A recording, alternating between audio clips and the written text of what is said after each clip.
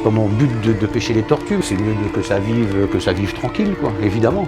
En plus, elles sont mignonnes, elles sont toutes petites, elles sont mignonnes, donc ça me fait mal au cœur. Moi, je voulais faire vétérinaire. Donc, ouais, faut sauver les tortues.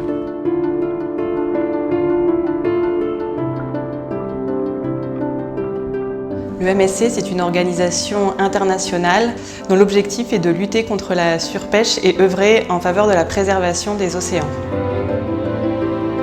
L'UMSC a créé le Fonds pour la pêche durable pour permettre d'aider les pêcheurs à limiter l'impact de leur pêcherie sur l'environnement. Donc c'est l'ARIPA qui a répondu à notre appel à projet annuel et a obtenu une bourse. Et grâce à cette bourse, on finance ce travail collaboratif scientifique pêcheur dont l'objectif est vraiment que demain, les pêcheurs capturent le moins de tortues possible.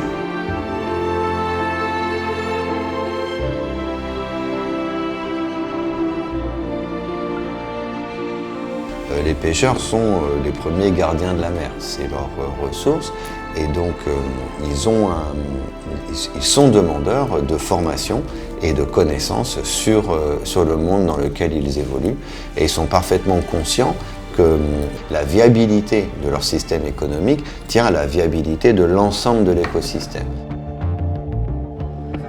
Donc le programme Safe Turtle Run, il consiste à mobiliser certains capitaines de pêche, donc que ce soit des bateaux de pêche hauturiers ou côtiers, à les former à des manipulations des tortues en cas de prise accessoire et à leur montrer en fait les bons outils à utiliser et les bons gestes permettant de maximiser la survie de la tortue.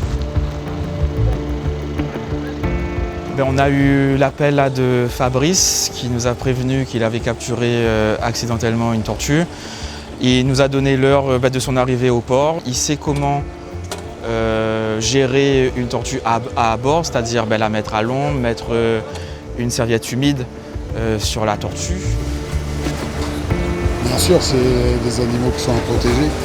Donc généralement, quand on en pêche une, si on peut la relâcher, si on arrive à enlever l'hameçon, on l'enlève, on la relâche.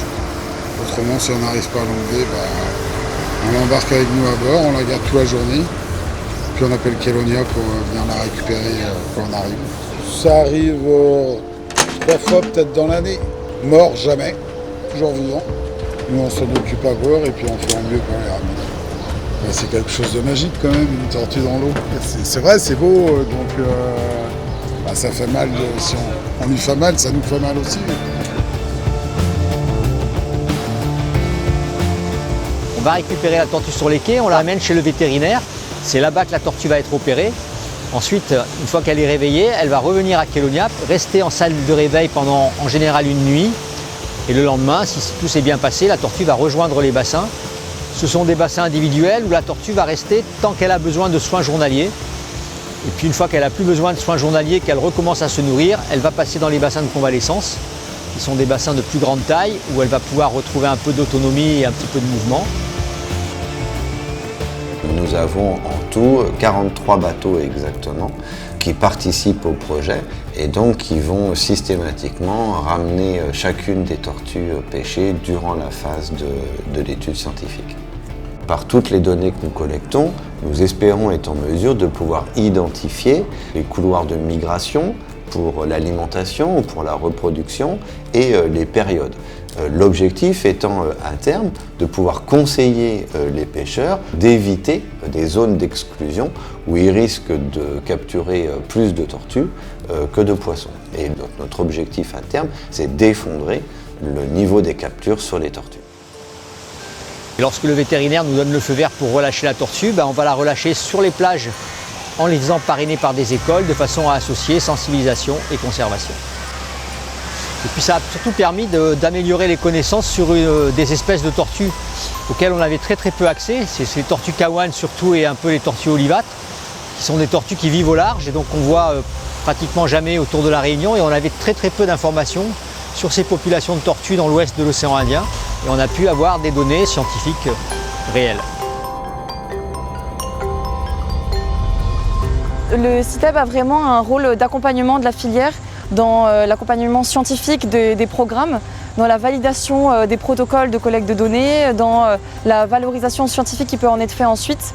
Donc c'est vraiment un pôle d'échange et de mise en avant en fait, du programme de certification et un accompagnement pour la maintenir le plus longtemps possible.